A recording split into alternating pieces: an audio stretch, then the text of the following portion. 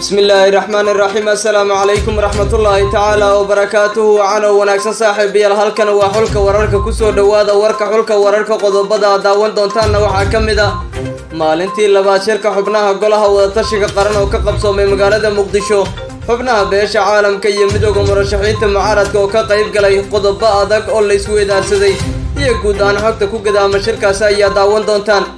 guddigii loo xil saaray baarista weerarkii lagu qaaday xafiiska ra'iisul wasaaraha oo gudagalay shaqooyinkii loo xil saaray iyo kulamo adag oo ay la qaateen saraakiil ka tirsan madaxtooyada Soomaaliya ayaa daawan doontaan magaalada Dhuusamareeb ee caasimadda dowlad goboleedka Galmudugna waxaa ka dhacay dagaal culus oo u dhaxeeya ciidamada booliiska iyo kuwa militariga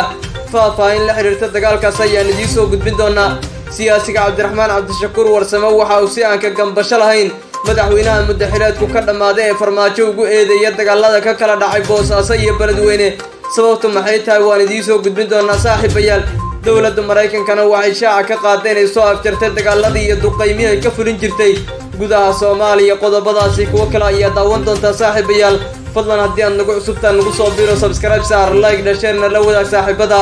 aragtada waa noo muhiim commentiga noogu reeb waxaase naga xasuusina haddii aad joogto waqtiga salaada inaad soo gudato waajibka rabbi kadibna aad dib ugu soo laabato daawashada muuqaalkan qodobadii aad daawateen oo dhammaystiran u diyaargarooba aynu ku bilowno shirka golaha wada tashiga qaran ayaa maalintii labaad ka dhacay magaalada caasimadda Muqdisho iyadoo shirka ay maalintii labaad goobjoog u noqdeen xubnaha beesha caalamka iyo wakiillo ka socda midowga murashaxiinta mucaaradka wasiirka koobaad ee xukuumadda Soomaaliya injineer Maxamed Xuseen Roble ayaa shir gudoomiyay shirka xubnaha golaha wada tashiga qaran oo maalintii labaad ka dhacay xerada afisyooni ee xayndaabka garoonka diyaaradaha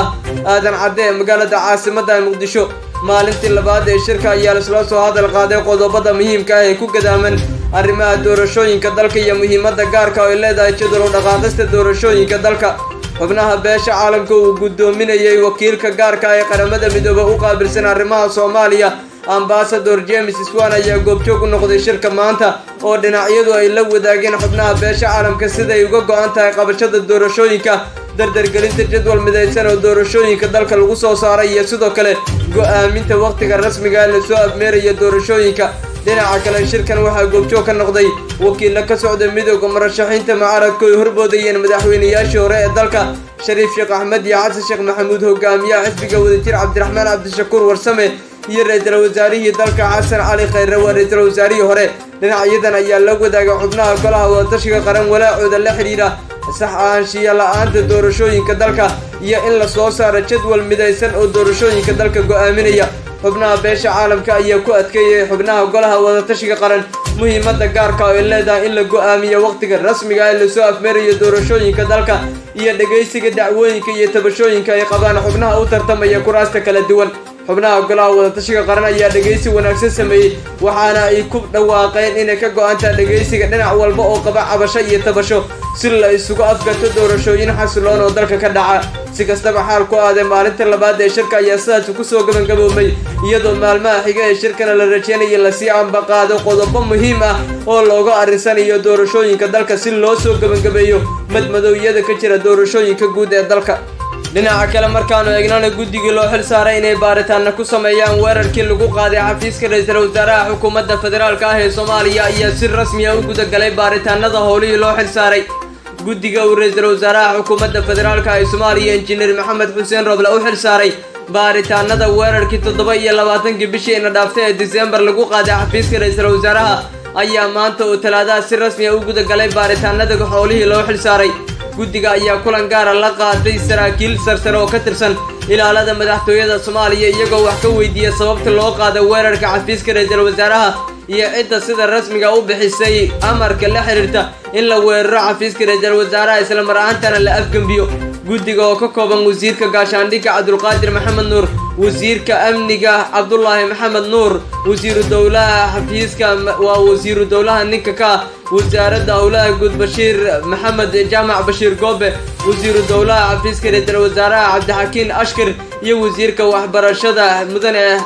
Xaaji ama Carab wasiirka loo yaqaanay ayaa dhinacyada dhammaantood waxay soo bandhigeen muhiimadda ay leedahay in la soo ogaado cidda sida rasmiga u bixisay amarka lagu weeraray xafiiska ra'iisul wasaaraha sidoo kale dhinacyadan ayaa sheegay in sii wadi doonaan kulamada ay la qaadanayaan saraakiisha kala duwan si rasmi ah loogu xaqiijiyo cidda bixisay amarkaasi waxaana inta ay ku dareen in tallaabo sharciga waafaqsan laga qaadi doono cid walba ku lug lahaata weerarkaasi weerarkii 27 Diseembar lagu qaaday xafiiska ra'iisul wasaaraha oo lagu dhex arkay ciidamo ka tirsan ilaalada madaxtooyada xafiiska ra'iisul wasaaraha si awood kaga saaraya shaqaalaha madaxtooyada ayaa lagu sheegay mid afgambiya waxaana tallaabadaasi kadib ra'iisul wasaare Roble uu go'aansaday in uu lug ku tago xafiiskiisa taasoo ugu dambeyn keentay in ay isaga baxaan ciidamadii awoodda kula wareegay xafiiska ra'iisul wasaaraha guddigan oo u badan xubno si gaar ah loogu tiriyo garabka ra'iisul wasaaraha ayaa sii wadi doona baaritaanada arrintan iyaga oo ugu dambeynna soo saari doona warbixin la xiriirta wixii ka dhacay xafiiska ra'iisul wasaaraha bartamaha ayaa daawanaysan markana dhuuso mareeb dagaal culus oo u dhaxeeya ciidamo ka tirsan kuwa booliiska dowlad goboleedka Galmudug iyo kuwa Gorgor ayaa maanta ka dhacay magaalada dhuuso mareeb ee caasimadda dowlad goboleedka Galmudug dagaalkan ayaa yimid ka gadaal markii sida la sheegay ciidamo ka tirsan kuwa Gorgor ee xoogga dalka ay awood kula wareegeen taliska booliiska magaalada dhuuso mareeb waxaana intaas kadib ciidamadii sida gaarka ugu sugnaa taliskaasi ay rasaas oo kaga qaadeen ciidamada ka tirsan kuwa militariga Gorgor ee gudaha u galay xafiiska ama taliska booliiska magaalada dhuuso mareeb intaas kadib waxaa goobta ka dhacay dagaal qaraar oo ku geeriyoodeen 3 askari 4 askari oo kalena ay ku dhaawacmeen dagaalka ayaa si iskiisa u istaagay waxaana intaas kadib ku baxay saraakiil iyo wasiir ka tirsan dowlad goboleedka Galmudug kuwaas oo ku dadaalay in la hakiyo xabadda dagaalka ka dhacay dhuuso mareeb ayaa ku soo aaday iyadoo ugu fuudsar oo ka socota Galmudug oo madaxweynuhu hogaaminayay ku sugan yihiin Muqdisho sidoo kale maamulka Galmudug ayaan lahayn wasiirka amniga tan iyo markii uu xilkaasi iska casilay Axmed Macalin Fiqo wasiirka amniga dowlad goboleedka Galmudug ah muddooyinkii ugu dambeeyay saan colaadeed oo ciidamo la isku urursanayo ayaa ka jirtay deegaanada guud ee dowlad goboleedkaasi Galmudug iyadoo oo maamulkuna intiisa ugu badan la soo warinayay in khilaaf xoogan uu soo kala dhaxgalay iyadoo baarlamaankuna uu qayb ka ahaa dhinacyada khilaafaadka xoogan oo ka dhex jiray gabagabada ku sii dhawaanayna bartamahana waa ka sii dhaqaaqaynaa markan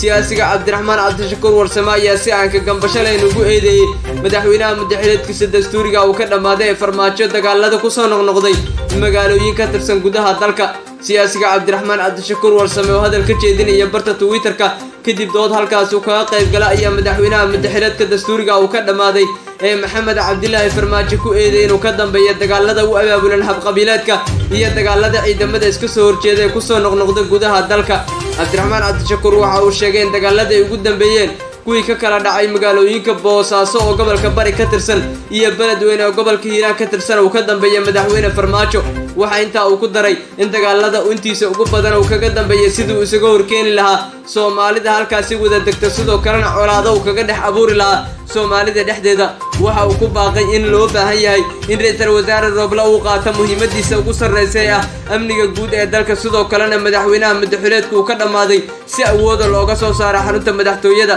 si kastaba ha ahaatee siyaasiga Cabdiraxmaan Cabdishakuur Warsame eedan uu u jeediyay madaxweynaha madaxweynkiisa dastuuriga uu ka dhamaaday Maxamed Cabdilaahi Farmaajo ayaa ku soo aadaya iyadoo dagaalo kala duwan ay ku soo noqdeen guud ahaan bagayiga Soomaalida gaar ahaan magaalooyinka dhuuso mareeb iyo Boosaaso iyo Beledweyne oo maalmihiina dhaafay ay dagaalo kala duwan ka dhacayeen warkayga ayaa daawanaysan gabagabadiisana waa taaganahay dowladda Mareykanka ayaa waxa ay joojisay duqeymiye ka fulin jirtay gudaha Soomaaliya sida lagu shaaciyay bayaan ka soo baxay dowladda dalkaasi Mareykanka warbixin ay soo saartay hay'ad lagu magacaabo Airways oo lagu sheegay in 4% hees ay u dhaceen weerarada Mareykanka sanadkii hore ay ka fulin jireen gudaha Soomaaliya madaxweynaha cusub ee Mareykanka Joe Biden ayaa hakiyay duqeymaha uu ka fulin jiray Afghanistan Suuriya Iraq iyo Soomaaliya oo ay weelisay dowladda dalka Yemen waxaana hoos u dhacay 439 sanadkii hore marka loo eego 951 oo ah sanadkii 2020 sida lagu sheegay warbixinta Airways ilaa iyo hadda